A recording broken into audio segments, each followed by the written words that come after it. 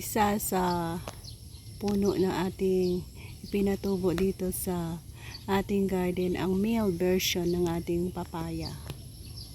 So ayan, so medyo mataas na siya pero hindi siya nakakapag-produce ng bunga, flower na maganda. Ang kanyang pinapakita dito, a beautiful flower.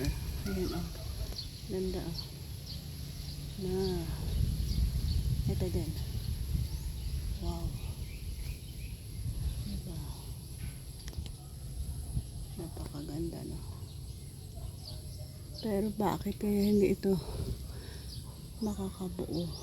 Dahil ito ang tinatawag na male plant ng papaya.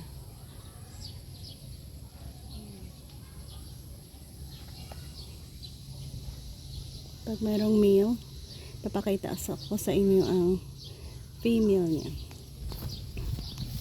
So yan, ang female version is directly from the leaves. Meron ka na makikitang malaking bulaklak kung saan yan ang magiging bunga niya.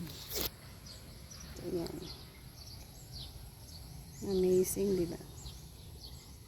Ito yung sabi daw, pag mayroong male, possibility na ang female niya is makakapag-produce ng madaming bunga. Kaya hindi natin kinat off ang ating puno na iyan.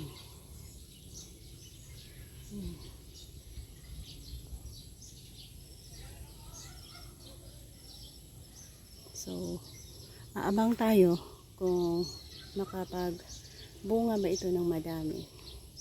I-update ko rin kayo once na meron na siyang possibility.